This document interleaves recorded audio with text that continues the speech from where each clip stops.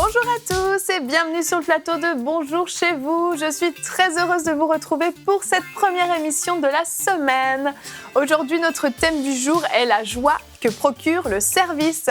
Et aujourd'hui, c'est notre invité, le pasteur Grégory Toussaint, qui va nous apporter la pensée du jour. Ensuite, dans Pasteur, j'ai une question, Jonathan répondra à la question « Peut-on confier des responsabilités ou un service dans l'Église à un inconverti ?» Nous allons continuer avec la rubrique Culture et médias. Annabelle va nous présenter le livre de la semaine, qui est aujourd'hui Le vrai serviteur de Dieu de Watchman Nee. Et nous finirons avec Aurélie dans la rubrique Témoignages, qui va nous partager le témoignage de Nadège, qui a décidé de continuer à servir dans son Église après une émission Prière inspirée. Voilà, vous connaissez le programme, je vais retrouver les chroniqueurs.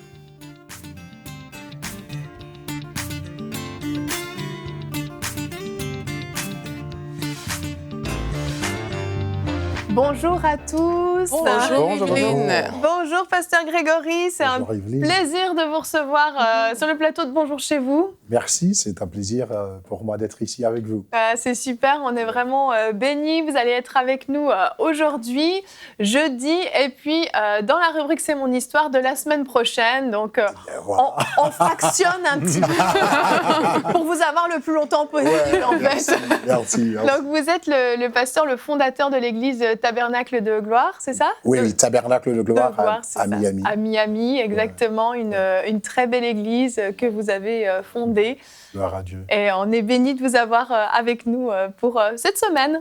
Merci, je vous remercie de l'invitation. Avec plaisir. C'est un plaisir d'être ici. Avec plaisir. Et aujourd'hui, donc, nous allons parler de la joie que procure le service. Et oui, ça peut paraître bizarre. On peut être joyeux et servir en même temps. Exactement. Et ça procure carrément de la joie. Oui. Et on va voir ça tout de suite dans la pensée du jour.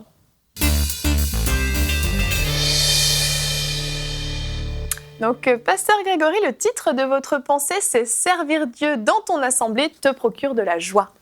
Voilà, servir Dieu dans ton assemblée, là, le service procure la joie. La meilleure illustration de la joie que procure le service, à laquelle je peux penser, au fait, c'est l'apôtre Paul lui-même. On la trouve dans la vie de l'apôtre Paul. L'apôtre Paul, évidemment, a écrit donc l'épître aux Philippiens. Donc, nous connaissons l'épître de Paul aux Philippiens. Dans le Nouveau Testament, ce petit livre de 4 chapitres, dans ce petit livret de 4 chapitres, donc, nous voyons le concept joie paraître dans 14 versets. Donc, parfois, on appelle l'épître aux Philippiens l'épître de la joie. Parce que dans l'épître, il dit « réjouissez-vous », etc. Donc, il parle de la joie à plusieurs reprises. Et dans l'un des versets les plus fameux de l'épître, Philippiens chapitre 4, verset 4, nous lisons « réjouissez-vous toujours dans le Seigneur ». Je le répète, réjouissez-vous. Maintenant, c'est au fait un peu intéressant et même surprenant que l'apôtre Paul écrive « réjouissez-vous », je le répète, réjouissez-vous, parce que cette lettre est souvent appelée une épître de la captivité. Cela veut dire que l'apôtre Paul l'avait écrit quand il était en prison. Donc, il signale cela dans Philippiens chapitre 1er, verset 17, là où il dit « Cela animé d'un esprit de dispute, annonce Christ par des motifs qui ne sont pas purs, avec la pensée de me susciter quelques tribulations dans mes liens. » Donc, on sait qu'au moment qu'il écrivait l'épître, il était prisonnier, il était enchaîné, il était dans les liens. Et voilà un homme qui se trouve dans les liens, qui est en prison, qui est enfermé. Il écrit à ceux du dehors, il écrit aux chrétiens de Philippe, « Réjouissez-vous », je le répète, « Réjouissez-vous ». Donc, il semble qu'on aurait dû avoir l'inverse, au fait. Ça aurait dû, les chrétiens de Philippe, voyant les misères de l'apôtre Paul, son incarcération, etc., qui auraient dû dire à l'apôtre Paul, « Réjouissez-vous ». Donc, mais c'est plutôt l'apôtre Paul qui est en prison, qui est en train d'écrire à ceux qui sont en liberté, apparemment qui sont beaucoup plus fortunés que lui, et il est en train de leur dire « Réjouissez-vous », je le répète, « Réjouissez-vous ». Alors on se demande, où a-t-il trouvé cette joie? Quelle était la source et l'origine de cette joie? Donc, nous avons quelques indices de réponse. Premièrement, dans Philippiens, chapitre 1er, les versets 12 et 13, là où il dit « Je tiens à ce que vous sachiez, frères et sœurs, que ce qui m'est arrivé a plutôt servi à la cause de l'Évangile. » Donc, il a dit que mon emprisonnement a servi à la cause de l'Évangile. Et à la fin de l'épître, dans Philippiens chapitre 4, le verset 22, il précise exactement donc ce qu'il veut dire quand il dit « ça a contribué au bien de l'Évangile ». Il a dit « tous les saints vous saluent ». Donc, il faut vous rappeler, donc il n'était pas là à l'église, il n'était pas dans une église, il était dans une prison. Il a dit « tous les saints vous saluent », principalement ceux de la maison de César. Donc, les saints dont il était question ici, c'était d'autres prisonniers qu'il avait amenés à Christ. Et il ajoute principalement ceux de la maison de César, c'est une expression qui désigne les soldats romains. Donc, il était en prison, il a amené les autres prisonniers à connaître le Seigneur, il a amené des soldats romains à connaître le Seigneur, et parce qu'il faisait le travail de Dieu dans sa prison, il était rempli de joie. Il avait une joie que son emprisonnement, l'incarcération, les misères d'une prison ne pouvaient pas éteindre. Voilà la dimension de joie qu'on expérimente, qu'on vit lorsqu'on s'investit dans le travail de Dieu. Donc, nous vous encourageons tous à vous investir dans le travail de Dieu. Amen. Amen. On est super édifiés. C'est fou parce que on n'aurait pas l'idée que Paul puisse expérimenter une joie pour ça. Mais vous avez réussi à relever un point super. C'est tellement formidable. Et c'est vrai, Paul est en prison. Il a a priori aucune raison de se réjouir. Et il réussit à se réjouir parce que comme vous l'avez dit, il sert le Seigneur. Et c'est vraiment ça. Quand on est en train d'être utile pour le royaume, ça procure une joie, une satisfaction personnelle, une satisfaction de voir le royaume de Dieu avancer. Alors certains vont me dire, oui, mais quand je fais le ménage dans mon église, en quoi je fais avancer le royaume? Mais oui, on le fait avancer parce qu'on est des ouvriers. Dans tout un tas de domaines, là je parle de l'église locale en général, mais dans notre vie de tous les jours, on peut servir. Admettons dans l'église locale, toutes ces choses qui sont faites, lorsqu'on fait le ménage à l'église par exemple, on permet au pasteur de se consacrer pour être prêt, si c'était lui qui devait aller faire le ménage, comment il fait pour passer du temps dans la présence de Dieu, pour préparer son message, se consacrer, chercher la face de Dieu, avoir des révélations. Et si c'est le pasteur qui doit aller s'occuper des enfants à l'école du dimanche parce qu'il n'y a personne pour le faire, comment est-ce qu'il fait pour prêcher la parole en même temps, etc., etc. Ça paraît tout bête, mais en fait, il y a des besoins dans l'Église. Et Dieu, qui est bon, ne nous dit pas travaille, et tu n'auras rien en retour. Dieu est merveilleux. Et il nous dit, tu me sers, et en échange, qu'est-ce que je te donne? De la joie, parce que ça procure de la joie de servir Dieu, tout simplement. Il y a beaucoup de joie à servir Dieu, et c'est la semaine passée, je suis un peu mêlé dans mes dates là, la semaine passée qu'on a parlé de la joie de donner, en disant il y a plus de joie à donner qu'à recevoir. Mais on peut utiliser ce verset pour le service aussi. Exactement. Parce que servir, c'est donner. Servir, c'est pas se servir, c'est servir les autres. Et quand on sert les autres, mais il y a de la joie. Parce que quand on se sert, on est peut-être content parce qu'on s'est fait du bien. Mais quand on fait du bien aux autres, et je suis sûr que, enfin, si vous ne l'avez pas expérimenté, c'est peut-être le temps de l'expérimenter. Des fois, vous serez peut-être fatigué, découragé. Vous dites, j'ai envie de m'asseoir et de rien faire. Puis finalement, vous allez servir. Et quand vous servez, vous vous retrouvez avec plus de joie qu'avant, en meilleure forme qu'avant, parce que, oui, ça fait plaisir de servir. Quand on voit le sourire de quelqu'un parce qu'on l'a servi, parce qu'on a fait du bien, que ce soit servir les pauvres, que ce soit encourager quelqu'un, même que ce soit faire quelque chose tout seul dans son coin et puis que personne ne le voit, parce qu'il y a du service dans l'ombre aussi. On peut parler de l'entretien d'un bâtiment, où il y a des choses que personne ne voit, mais Dieu le voit et on le sait, et puis on est content de le faire parce qu'on sait qu'on contribue à une grande œuvre. Exactement. Ça me fait penser quand Jésus il a envoyé les disciples 2 à 2 et qu'ils sont allés prêcher et puis ils sont revenus contents. Oui. Et pareil, là, ils étaient en train de faire quelque chose que Dieu leur a demandé, ils étaient en train de servir. Et là, ils sont revenus, la Bible nous précise vraiment qu'ils étaient tout contents, ils étaient heureux parce qu'ils avaient accompli une mission que Dieu leur avait demandée. Dieu prend plaisir à ce qu'on fasse ces choses-là et nous-mêmes, de fait, on ne peut pas l'expliquer parce que c'est comme Pasteur Jonathan il disait, quand on fait quelque chose, parfois, moi par exemple, je sers entre autres, dans l'évangélisation dans mon église. Et Amen, gloire à Dieu. C'est jamais facile de sortir. Il faut sortir de Oui, cette zone. il faut vraiment que, OK, aujourd'hui, ça va, il y a la neige, c'est l'hiver, ça va. On se dit, OK, ça va, mais une fois qu'on est sur le terrain et qu'on le fait, il y a une joie qu'on ne peut pas expliquer. Et il y a quelque chose au plus profond, c'est comme si on avait accompli un exploit. On a juste servi, on est juste allé faire quelque chose que Dieu nous demande de faire. Et vraiment, ça procure une joie immense. Ça procure vraiment une joie immense. Et moi, je veux encourager vraiment les personnes qui nous écoutent aujourd'hui. Ça peut sembler difficile de prime abord quand on se dit, ça va prendre du temps, peut-être que je travaille, je fais ci, je fais ça. Ça peut sembler difficile de prime abord, mais ça n'enlève rien au fait que vraiment, c'est déjà Dieu qui nous demande de le faire. Dieu prend plaisir à ce qu'on le fasse. Mais en plus, il y a plus vraiment de bonheur à donner. Et quand on donne, c'est ce bonheur que les gens y cherchent dans tout plein de choses.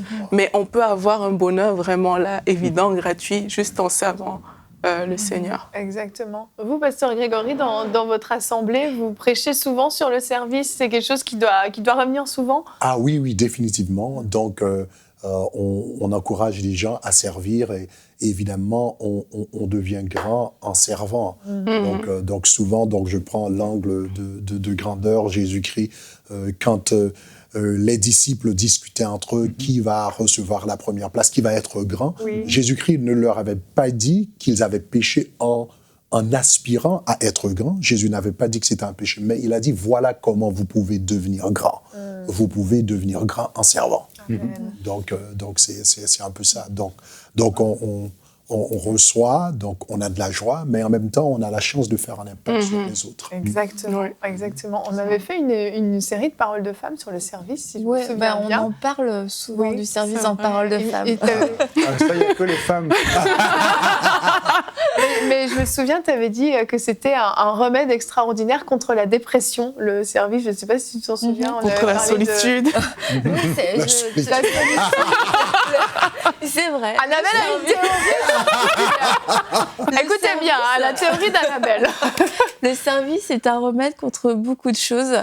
Et oui, contre la dépression, parce qu'on peut se sentir inutile, on peut se sentir mal dans sa vie, à quoi je sers, je suis nulle, j'ai pas de valeur, mais fais quelque chose et puis tu vas commencer à avoir de la réjouissance et recevoir aussi la satisfaction de Dieu, pas pour ce que tu es parce qu'on sait qu'on a une valeur en Dieu, mais parce qu'on est en train de servir Dieu et on peut pas avoir cette satisfaction si on le fait pas tout simplement. Et je crois que le service aussi est une solution que Dieu nous offre contre la solitude et aussi parfois contre le célibat. Pourquoi? Explique-nous ça. Ça n'a rien de magique, c'est juste que faut faire connaissance à un moment donné et puis quelquefois on attend qu'il se passe quelque chose d'extraordinaire, mais lorsqu'on est juste en route et puis qu'on sert dans notre église, qu'on sert dans un ministère, forcément on va rencontrer des gens, on va se connecter avec des gens, on voit tous les gens dans la Bible qui servaient, ils rencontraient tous des gens et ils ne souffraient pas de solitude et donc je crois que c'est un moyen de pouvoir rencontrer des personnes et de pouvoir rencontrer un mari ou une femme. On ne sert pas pour se marier, mais je crois qu'en servant, on s'ouvre des opportunités au mariage. Mais non, mais arrêtez. Et comme on l'a entendu, même l'apôtre Paul qui était en prison et qui aurait pu souffrir de solitude en prison, eh bien, en servant, on se retrouve avec les gens de la maison de César et tout. C'est important de savoir. C'est vrai. Et en fait, c'est vrai qu'il y a des personnes qui sont dans de grandes assemblées parfois. Par exemple, vous avez une grande église quand même, vous avez plusieurs milliers de membres. Et on peut vite se sentir un petit peu un nobody dans toute cette foule. On vient le dimanche, je repars, personne n'a vu, personne ne sait qui je suis, personne ne sait mon nom. Et le fait de servir, ça nous met dans un département. Et ces départements, régulièrement, font des temps de prière ensemble, il y a des échanges, il y a des temps fraternels aussi. Et ça permet vraiment, c'est ça, de sortir de cette solitude, d'avoir ce sentiment d'appartenance à l'église. Vraiment, je suis utile dans mon église, je suis impliquée. Et puis, ce que je fais a une valeur, a une importance. Attends, Annabelle. Du coup, Annabelle, lève la main. Faut que je souligne parce que sinon je vais pas avoir bonne conscience. Parce qu'il faut pas, à cause de ce que tu as dit, n'allez pas chercher le département où il y a des personnes qui vous intéressent en vue du mariage. On peut servir avec le troisième âge. Je à sentir coupable. Oh, bah ça peut être un début. Mais c'est ça, c'est jamais. Écoute, faut bien commencer quelque part, alors pourquoi pas. C'est Evelyne qui l'a dit, c'est pas moi. Ah bah, vous voyez, rien que d'en parler du service, ça nous procure de la joie. Mais il y a de la joie. Puis ceux qui nous écoutent et qui ne servent pas, ils comprennent qu'on n'est pas dans un mode de jugement. Non, on n'est pas en train de pointer du doigt en disant « Qu'est-ce que tu fais assis dans ton fauteuil, là, bouge-toi ». Non, non, on n'est pas dans ce mode-là. Mais par contre, enfin personnellement, on est plus dans un mode de compassion. Oui. Voilà. Je plains les gens qui ne servent pas. Parce qu'ils passent à côté d'une joie, ils passent à côté d'un privilège, ils passent à côté d'une satisfaction, ils passent à côté de cette voix qui va dire un jour « c'est bien, bon et fidèle serviteur ». Si tu ne sers pas, le Seigneur t'aime quand même. Hein. Si tu ne sers pas, ton salut, le Seigneur te l'a donné, il ne va pas le reprendre. Si tu ne sers pas, ben, je veux dire, la Bible est toujours vraie pour toi. Mais quand tu sers, ben, y a de la joie, et si tu ne sers pas, tu passes à côté de tout ça. C'est triste. C'est triste une vie comme ça. Et qu'est-ce qu'on peut dire aux gens qui se disent « Oui, mais moi, j'ai pas de compétences particulières, je sais pas, j'ai aucun talent avec les enfants, j'ai aucun talent dans le ménage, j'ai aucun talent dans le média, j'ai aucun talent dans, je sais pas, n'importe quoi. » Qu'est-ce qu'on peut leur dire? Mais l'Église est une bonne plateforme pour apprendre, en fait. Parce que moi, j'ai appris, par exemple, à faire la sono. OK. À l'église, j'y connaissais rien. Le sono, c'est le son en général. Et c'était vraiment une grande machine avec plein de boutons à mes yeux. J'y connaissais strictement rien. Et là, comme ça, il y avait un monsieur à l'église qui m'avait dit « Mais viens voir ». Et puis, j'ai juste le temps d'observer et tout. Et puis, j'ai compris comment ça se passait. Et aujourd'hui, parfois, je le fais encore dans mon église. Et vraiment, mais j'avais aucune base. Je connaissais rien, zéro en sono. Mais j'ai appris. Et là, c'est vraiment une valeur qu'on trouve à l'église, c'est que des personnes qui n'ont pas de compétences particulières dans certains domaines, mais ils se retrouvent comme ça en train d'apprendre. Et ça aussi, parfois, moi, je pense à toutes les personnes. Il y a des gens qui cherchent du travail dans différentes choses, mais à l'église aussi, il y a des choses qu'on apprend. Il y a tellement de choses qu'on apprend à l'église, et ça fait même pour certains des qualifications par rapport à l'emploi qu'ils cherchent. Et à l'église, on ne demande pas un CV pour servir, contrairement à ton emploi.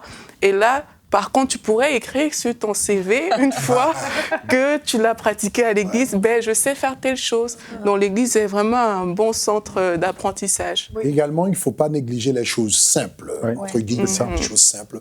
Je me souviens, par exemple, à l'église, donc, on a une équipe qui appelle les gens, donc les visiteurs qu'on reçoit le dimanche. Donc, il y a une équipe qui appelle les gens. Bon, à ce moment-là, on n'avait pas vraiment une équipe, on avait juste une sœur qui appelait les gens qui venaient le dimanche.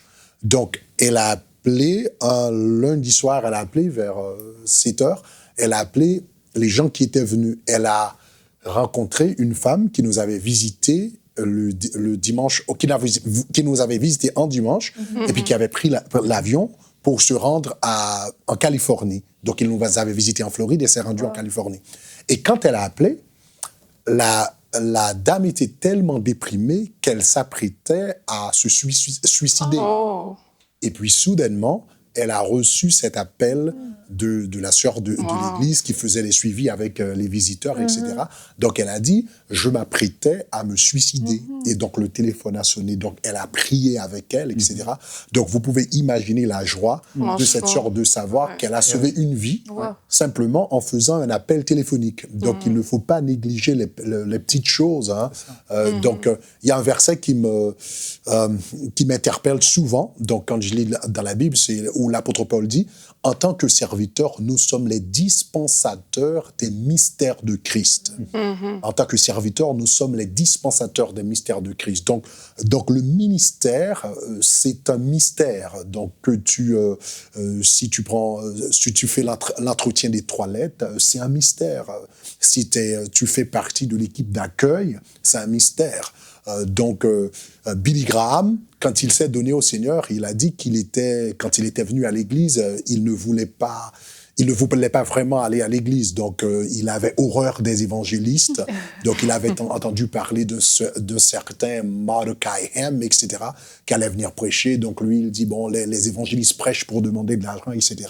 Et son père l'avait encouragé à aller écouter. Donc, quand il est quand il est venu à la croisade de Mordecai, donc il n'avait pas une très bonne attitude. Donc la personne à l'équipe d'accueil, donc l'a bien reçu, il ne voulait pas s'asseoir en avant, il voulait s'asseoir en arrière, etc., etc. Et il a dit qu'il était la dernière personne à se donner à Jésus-Christ. Et cette personne-là, qui faisait partie de l'équipe d'accueil, ne savait pas qu'elle était en train de recevoir l'un des plus grands évangélistes de l'histoire. Donc voilà, il ne faut pas négliger les choses simples. Vraiment. Donc nous sommes des dispensateurs des mystères de Christ. Exactement. On serait étonné de savoir ce qui a été semé dans la vie de certains enfants à l'école du dimanche, par exemple. Toutes ces petites choses, on n'en voit pas forcément les fruits. On a l'impression que les enfants s'ennuient terriblement. Ils sont là, partout. Et en fait, c'est vraiment des semences qui sont faites, qui sont très très fortes. Et puis je me souviens d'une histoire que j'ai entendue dans une église où les personnes qui faisaient le nettoyage de l'église avant la réunion étaient en train de louer à l'église, en train de balayer, de nettoyer les chaises. C'était une assez grande église, il y avait beaucoup de travail. Et pendant qu'elles chantaient, des anges, elles ont entendu audiblement des anges qui se sont associés à leur louange. Et toutes, elles étaient là en train de servir et elles ont vécu littéralement la gloire de Dieu tout en servant au Seigneur de façon tellement simple. Parce qu'en fin de compte, le cœur de serviteur, c'est ça que Dieu aime. C'est ce cœur de serviteur. Peu importe ce qu'on fait, c'est précieux, ça a de la valeur pour le royaume de Dieu. Et quand on a ce cœur de serviteur, Dieu peut venir nous rencontrer n'importe où, dans n'importe quelle situation, et on peut se retrouver à accueillir Billy Graham sans le savoir. Et des choses comme ça extraordinaires peuvent nous arriver. Et Jonathan, on va continuer avec la rubrique « Pasteur, j'ai une question ». On a une question de Norbert d'Autriche. On est même suivi en Autriche. Donc, il y a des francophones partout, forcément. Et qui nous a demandé, peut-on confier des responsabilités ou un service dans l'Église à un inconverti ? Ça, c'est une bonne question. Parce que quand on manque de serviteurs, est-ce qu'on peut aller recruter à l'extérieur ? C'est une très bonne question. Alors, dans un premier temps, on va répondre non, quand même. Il ne faut pas exagérer. On ne peut pas demander tout à n'importe qui. J'en veux pour preuve ce que l'apôtre Paul dit à Timothée concernant les anciens, les épiscopos, les évêques. Il dit 1 Timothée 3,4, il dit il faut qu'il dirige bien sa propre maison, qu'il s'occupe de ses enfants, mais il dit s'il ne sait pas diriger sa maison. Puis ensuite, il continue en disant il ne faut pas qu'il soit un nouveau converti. Donc déjà, il faut qu'il soit converti et pas fraîchement converti, pas un nouveau converti. Donc il y a certains postes ou certaines fonctions dans l'Église où on ne peut pas, en suivant les conseils de l'apôtre Paul, donner des responsabilités. Et d'une manière générale, certains l'ont étendu très loin en disant, si on n'est pas impliqué dans l'Église, certains vont parler de membership, d'être membre. Si on n'est pas membre de l'Église, on ne peut pas être dans un ministère. D'autres vont dire que si on n'a pas fait le cours 101, le premier cours d'introduction, on ne peut pas servir dans l'Église. Et il y a certains vont dire que si on n'est pas baptisé, on ne peut pas servir dans l'Église. Et il y a, selon les Églises, il faut reconnaître qu'il y a différentes façons de faire et on respecte tout ça parce qu'évidemment, c'est une question de politique interne, de règlement intérieur à l'Église. Mais maintenant, il ne faut pas non plus être hypocrite, parce que c'est un mot que Jésus emploie assez souvent, et il ne faudrait pas que ça nous concerne, en disant non, nous, il n'y a que des gens qui sont convertis, qui servent dans l'Église, parce que d'une certaine manière, quand il y a besoin de faire la construction de l'église, est-ce que tout le monde est converti ? Quand il y a besoin d'aller voir un architecte, un plombier ou un comptable ou toutes sortes de métiers comme ça, ou même vous voulez installer un système de lumière dans votre église, est-ce que c'est un converti qui va le faire ? Vous voulez installer un système de son, on va dire donc une sonorisation, et on va dire non, mais c'est des professionnels. Bon, jusqu'où on va ? Et alors, il faut donc avoir une certaine intégrité en disant il y a certains postes à responsabilité, parce que la question est double, il y a responsabilité et service. Oui. Alors, en tant que responsabilité, on ne peut pas confier la responsabilité à quelqu'un qui ne comprend pas ce que représente cette responsabilité.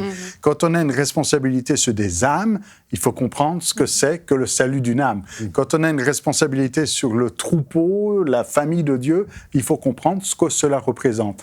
Ensuite, en ce qui concerne le service, il y a toutes sortes de services. Il y a des services qui sont représentatifs, on représente l'Église. Un diacre va représenter l'Église. on ne veut pas qu'il y ait quelqu'un qui arrive avec une cigarette et puis un chapeau et puis qui va représenter l'Église. Non, c'est pas ça l'image de l'Église. Donc, le chapeau. La casquette, chapeau de cow-boy, je sais pas. Imaginez ce que vous voulez. Bien connu, hein, les chapeaux, attention.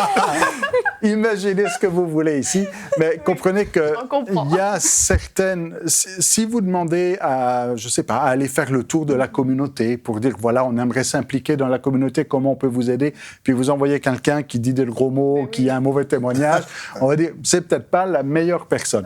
Maintenant, ceci étant dit. De plus en plus, dans la modernité dans laquelle nous sommes, on a conscience que être dans l'Église, puis on en a parlé tout à l'heure, c'est important d'être intégré et de s'impliquer. Et si quelqu'un vient dans l'Église depuis pas longtemps, si vous l'impliquez tout de suite, et vous allez créer une appartenance et il va se sentir utile. Alors, j'ai été directeur de chorale, je ne sais pas si ça se voit, mais il y a très longtemps. Et il y a 2 visions pour une chorale. Je prends la chorale comme exemple. Il y a ceux qui vont dire, non, mais la chorale, il faut être tous remplis du Saint-Esprit pour être dans la chorale. Et c'est vrai, si vous voulez conduire l'Église dans la louange, il faut que vous soyez vous-même dans la louange. Et dans ce sens-là, il faut un haut standard de spiritualité pour être dans la chorale. Maintenant, ça peut être une autre vision de la chorale, en disant tout le monde peut venir dans la chorale, converti ou pas. Ah oui. Et encore. Tant qu'il ne porte pas de chapeau. Et le but de la chorale ici ne devient plus une chorale pour bénir l'Église, mais c'est la chorale qui bénit les gens. Parce que quand quelqu'un sert, il est béni. Et quand on est en train de servir, que ce soit la chorale ou un autre service, et quand quelqu'un est en train de servir avec des frères et sœurs, eh bien, on crée des liens. À un moment donné, il va ouvrir son cœur. Il va dire, je comprends pas, tu es toujours joyeux. Et puis ça crée des liens. Enfin bref, je vous laisse méditer là-dessus. Oui et non. Voilà. En gros, si je comprends bien, ça peut donner une opportunité à un inconverti de connaître le Seigneur. Donc, il ne faut pas fermer la porte, mais il faut limiter, pas dans n'importe quoi. C'est ça? C'est ça. On aurait juste pu dire ça. Je plaisante. Je te tire mon chapeau. Je pense que l'histoire du chapeau, on va t'en parler. Merci beaucoup, vraiment. Non, mais c'était une très bonne réponse. On plaisante, mais c'était une très bonne réponse. C'était très précis parce qu'il n'y a pas de oui ou non à donner, effectivement. Merci, Norbert. J'espère que vous avez eu votre réponse. Et vous, à la maison, si vous avez des questions à nous envoyer, n'hésitez pas à nous les envoyer à l'adresse pasteurj'aiunequestion@enseigne-moi.com. Écrivez-nous toutes les questions qui vous passent par la tête. On fera une sélection pour vous. Nous allons continuer maintenant avec la rubrique Culture et Médias.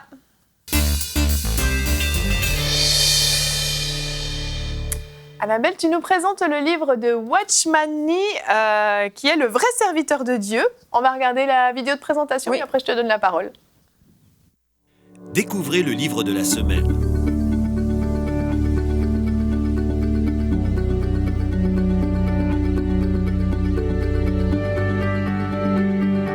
Disponible sur maboutiquechrétienne.com.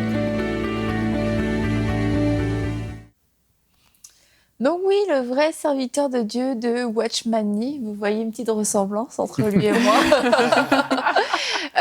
Watchman Nee est assez connu pour ses écrits relativement profonds, notamment, oui, sur le service de Dieu, le caractère du serviteur. Et dans ce livre, Le vrai serviteur de Dieu, l'idée principale est de pouvoir s'assurer que nous sommes toujours malléables entre les mains du potier, qu'on puisse se remettre sur le tour du potier pour qu'il puisse nous façonner à sa façon. Et il décrit en fait qu'est-ce qu'un vrai serviteur de Dieu.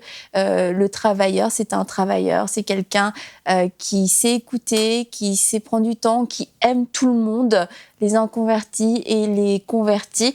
C'est quelqu'un qui surtout, oui, travaille. Et on va lire un petit extrait par rapport à ça. Certains serviteurs de Dieu ont en réalité le travail en aversion et savent toujours présenter une excuse pour l'éviter. D'autres ne se sentent pas poussés à le rechercher et se contentent de demeurer oisifs, attendant simplement que quelque chose se produise.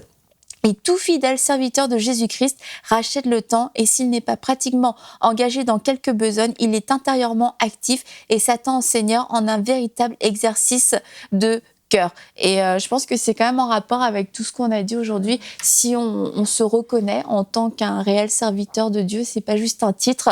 Un réel serviteur de Dieu travaille et met la main à la pâte. Il n'attend pas que le travail arrive à lui. Il voit les choses arriver. Il dit qu'il est pénible. Bon, il est assez direct, qu'il est pénible de voir combien peu de gens savent discerner ce que Dieu accomplit aujourd'hui. Il est tragique mais possible de passer à côté de champs prêts pour la moisson sans apercevoir le grain mûr. Il est possible que la tâche se trouve à portée de la main sans que nous la remarquions. Les chrétiens qui n'ont pas conscience de l'urgence de la tâche et qui peuvent attendre, et il y a des chrétiens qui n'ont pas conscience de la tâche et peuvent attendre encore 3-4 mois avant de se mettre franchement à l'œuvre, sont des serviteurs inutile. Et Jésus-Christ a besoin d'ouvriers qui utilisent jalousement les moments qui passent et qui ne remettent jamais au lendemain ce qu'ils peuvent faire le jour même. En certains endroits, la moisson ne peut être mise en grange à cause de chrétiens trop nombreux qui n'aiment pas le travail. Et c'est vrai qu'au-delà de la joie qu'on a à servir, il y a une urgence en fait dans le service aussi. Il y a une moisson qui est prête et lorsqu'on sert, on a cette satisfaction de se dire, on va parler du réveil dans la semaine, je pense, de se dire je participe au réveil, il y a des âmes à gagner et j'ai besoin d'être zélé, j'ai besoin de mettre la main à la pâte, j'ai besoin de me remettre sur le tour du potier pour devenir ce vrai serviteur de Dieu et trouver ma joie, non pas dans un confort, mais trouver ma joie dans le fait que je puisse servir Dieu et me rappeler de Paul en prison qui rappelait aux autres, soyez dans la joie, réjouissez-vous, soyez toujours joyeux. Et il n'y a pas de plus grande joie, c'est vrai, que de servir le Seigneur. Donc je vous recommande ce livre de Watchman Nee, Le vrai serviteur de Dieu, disponible sur ma boutique chrétienne à 6,90 €. C'est pas cher, c'est pas cher, bien investi quand même. Watchman Nee, pour ceux qui connaissent pas trop, c'est connu pour être assez profond, comme tu l'as dit. Puis ça peut être un peu compliqué, donc faut pas non plus se décourager. Celui-là est relativement simple. Il est plus simple que certains autres livres à lire. Bon. Si vous aimez Watchman Nee, mais qu'en général vous êtes un peu perdu, c'est un bon livre qu'on peut vous recommander. Et ce livre sera offert à la gagnante du quiz de mercredi. Donc un beau cadeau à offrir. Il faut qu'on gagne, Jonathan. Non, vous allez perdre. Donc merci Annabelle de nous avoir présenté ce livre et nous allons continuer maintenant avec la rubrique témoignages.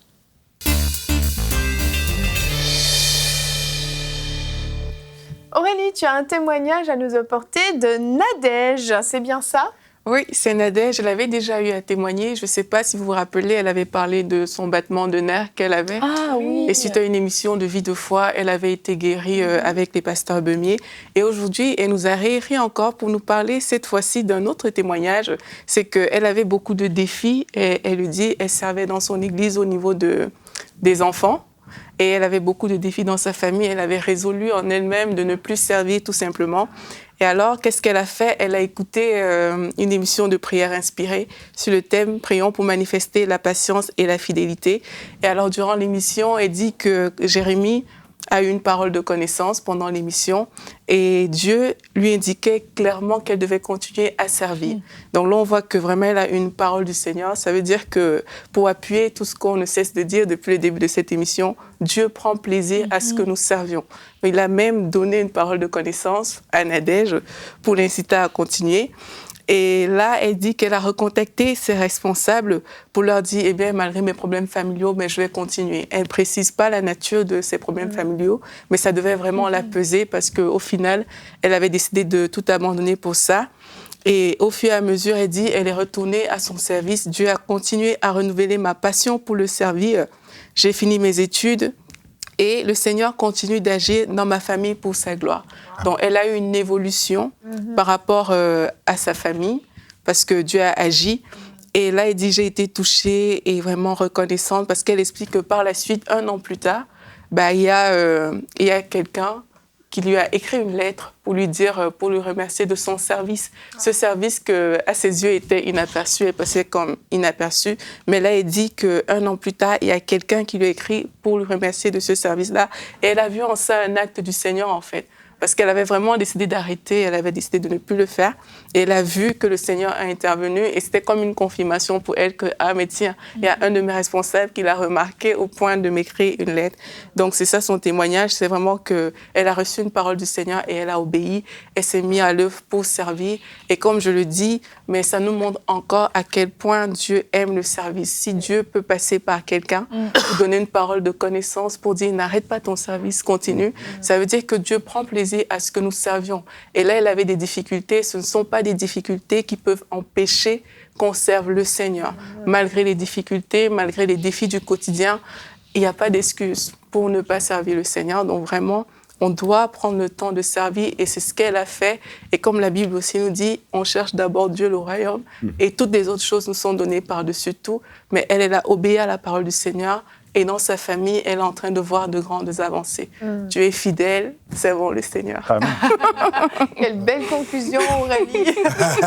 Gloire à Dieu, c'est génial parce que la Bible dit, hein, cherchez premièrement les choses d'en haut, donc le royaume des cieux, la justice. Et moi, je vous donnerai tout le reste. Je m'occuperai du reste. Je m'occuperai de votre famille. Je m'occuperai de vos problèmes dans vos études, dans votre travail. Exactement. Je m'occuperai de vos problèmes de couple. Je m'occuperai de votre état de santé, etc. Elle a choisi juste de s'occuper du royaume. Et puis, ça peut paraître, c'est ça, insignifiant, se disant, bah voilà, mon service pour les enfants, est-ce réellement important ? Bah oui, c'était important. Et puis, cette lettre lui a prouvé. Et je crois que si on savait vraiment l'importance de ce qu'on est en train de faire, on n'aurait pas de difficulté à servir. Ça nous pousserait vraiment à servir davantage. Il faut que ce soit la joie que procure le service et pas forcément la joie que procure le résultat ou le fruit ou ce que l'on voit du service. Parce que des fois, on ne le voit pas, mais on doit servir avec joie. Le psaume 100 nous dit « Servez l'Éternel avec joie ». Et même juste avant, au verset 1, il est dit « Vous tous habitants de la terre ». Donc tous les habitants de la terre, si vous êtes habitants de la terre, écoutez-nous, vous êtes invités à servir l'Éternel avec joie. C'est un rendez-vous. Hein. Tout le monde est concerné. Là. On ne peut pas se mettre à part. Et j'avais gardé le verset du jour pour vous le montrer pour la fin, parce qu'on l'avait beaucoup cité, le verset du jour qui était aujourd'hui dans Actes 20, 35. « Il y a plus de bonheur à donner qu'à recevoir ». C'est un principe biblique qu'on a tous eu le privilège d'expérimenter une ou plusieurs fois dans notre vie. Plus de bonheur à donner qu'à recevoir. Donc, si vous avez tendance à être malheureux, à vous sentir seul ou même dépressif certaines fois, je crois que vous avez eu des petites recettes qui vont vous permettre d'expérimenter une joie nouvelle en vous impliquant dans le service, que ce soit dans votre église, que ce soit simplement en commençant à aller témoigner de l'amour aux gens qui vous entourent. Il y a plusieurs façons de servir. Là, on a parlé vraiment de l'église locale, mais il y a plusieurs façons de servir. Merci à vous tous pour cette émission. Pasteur Grégory, merci d'être venu. Est-ce que vous aimeriez, avant de terminer, donner un petit encouragement aux personnes qui nous écoutent pour vraiment s'impliquer pour le Seigneur ? Non, vraiment. Donc, nous aimerions encourager à vous, à toutes les personnes qui nous regardent, vous qui nous regardez, nous vous encourageons à vous investir dans le travail de Dieu. Vous n'allez pas regretter le temps que vous allez passer dans la présence de Dieu, à vous investir dans le travail de Dieu. Vous n'allez pas le regretter. Amen. Amen. Merci beaucoup. Donc, nous allons vous retrouver jeudi. Comme je l'ai dit, jeudi, vous allez répondre à un pasteur, j'ai une question. Vous allez faire un petit retour avec Annabelle sur la campagne In Haïti, qui était un moment vraiment merveilleux. Et puis, comme je l'ai dit, dans 2 semaines, le vendredi, il y aura la rubrique C'est mon histoire avec vous. Donc, on ne se quitte pas tout de suite. Merci à vous tous pour cette émission. Nous allons nous retrouver demain. Demain, notre thème sera « Comment traites-tu les autres ?» Un thème très important. Moi, quand même, me traite, Evelyne. Je ne serai pas là demain. Je ne sais pas si la caméra était sur toi à ce moment-là, mais Annabelle vient de frapper au Comment traites-tu les autres ? Anne apportera la pensée du jour et nous aurons la rubrique famille avec Frank qui va nous parler de l'amour que mérite votre femme. Donc messieurs, je vous invite à être là. Mesdames, dites à votre mari de suivre l'émission. Et si vous n'êtes pas encore mariés, messieurs, vous allez pouvoir prendre des notes pour vous préparer au mariage à être un excellent mari. Merci à vous tous de nous avoir suivis. Merci à vous. Merci. Et bonjour chez vous.